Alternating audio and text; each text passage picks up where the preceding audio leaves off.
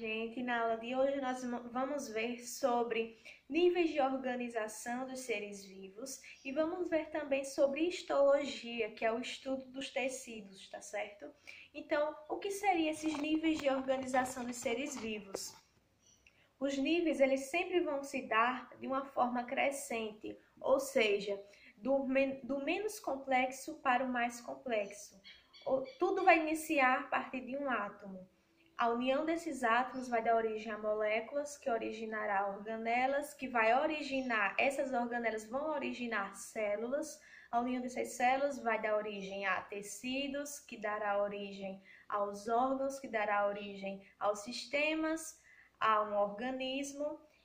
A união desses organismos vai dar origem a uma população, que dará origem à comunidade, em seguida ao ecossistema e, por final, a biosfera. Então, a biosfera é um nível mais complexo, onde vai estar todos os níveis anteriores presentes, tá certo? Então, quando nós tivermos a mesma espécie no mesmo local ali vivendo, no mesmo período, nós vamos dizer que ali nós temos uma população. A união dessa população vai ser o quê? Nós chamamos de comunidades, tá certo? Então, na comunidade, nós vamos ter um fator biótico, ou seja, tudo que possui vida, que vai se unir com fatores abióticos, que são as partes físicas que não possuem vida, como pedras, rochas. Então, a união desses fatores bióticos com abióticos vai estar originando um ecossistema, tá? E esse ecossistema, a união de ecossistemas diferentes, vai formar a biosfera. Então, cada um desse que foi citado é um nível, certo? E esses níveis é para que possa ter uma organização dos seres vivos que estão presentes, tá? Então, agora nós vamos ver um pouco sobre tecidos. Vou apresentar os tecidos que nós temos e vou dar um foco nesse momento sobre o tecido epitelial, tá certo? Então, esses tecidos, como foi dito, né, sobre os níveis de organização, vai ser a união de diversas células. Em um tecido, nós vamos encontrar células e substâncias intercelulares. O que seria intercelulares? Ou seja, substâncias que estão entre uma célula e outra. Vamos imaginar que aqui, essa minha mão é uma célula e aqui é outra célula.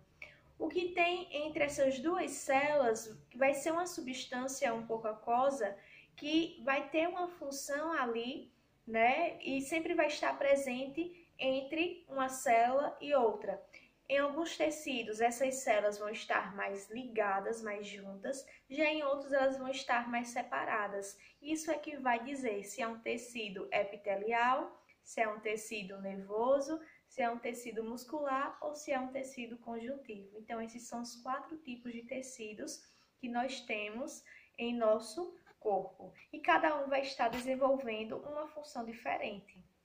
Então, qual é a função desse tecido epitelial? Sua principal função vai ser proteger, revestir e também secretar substâncias do corpo. Nós temos como exemplo a nossa pele, que é um tipo de tecido epitelial, que ela vai estar sendo servindo como proteção quanto revestimento, tá? A união também de vários tecidos epiteliais vai dar origem a órgãos. Então, ele vai estar tendo diversas funções ali presentes para que possa principalmente proteger o nosso corpo, tá certo? Então é importante que vocês lembrem que nesse tecido nós vamos encontrar pouquíssimos vasos, não vamos encontrar na verdade nenhum vaso sanguíneo. Porque se a gente observar, quando nós levamos um corte superficial, não sai sangue nenhum, porque naquela região nós vamos ter apenas células unidas para formar aquele tecido, nós não vamos ter vasos sanguíneos. Agora, quanto mais profundo vai chegando esse corte, é onde os vasos sanguíneos eles vão estar surgindo, tá certo? A forma de alimentação, vamos dizer assim, dessas células, ela se dá por difusão. Ou seja, abaixo do tecido epitelial nós vamos encontrar o tecido conjuntivo.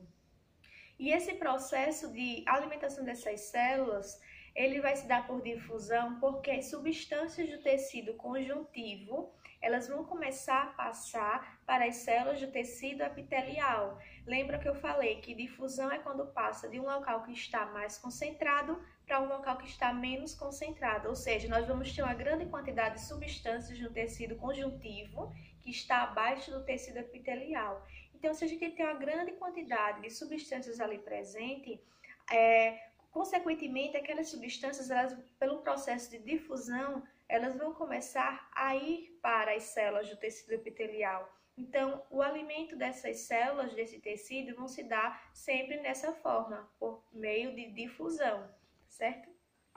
Então, nós vamos ver também que esse tecido epitelial ele vai ter uma classificação. Como se dá essa classificação? Vai ser a partir do seu formato, das suas células, tá certo? E também pelo número de camadas e pela sua função. Então, dependendo do formato, do número de camadas e da função, nós vamos estar classificando aquele tecido epitelial, que nós vamos ver quais são as classificações desse tecido. De acordo com o formato das células, nós podemos dizer que esse tecido epitelial ele pode ser simples, ele pode ser cúbico, cilíndrico e também transição, ou seja, de acordo com se as células elas apresentam um formato achatado, nós dizemos que esse tecido epitelial ele é do tipo simples, porque suas células elas possuem um formato achatado, tá? A classificação chamando o tecido epitelial de cúbico, como o nome já diz, as células elas vão ter mais o formato de um cubo.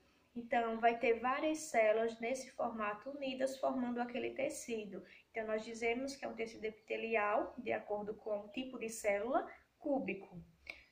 O tecido epitelial cilíndrico também, as células elas vão apresentar uma forma cilíndrica e o transição nós vamos ter células achatadas e cúbicas ali naquela mesma região. Então,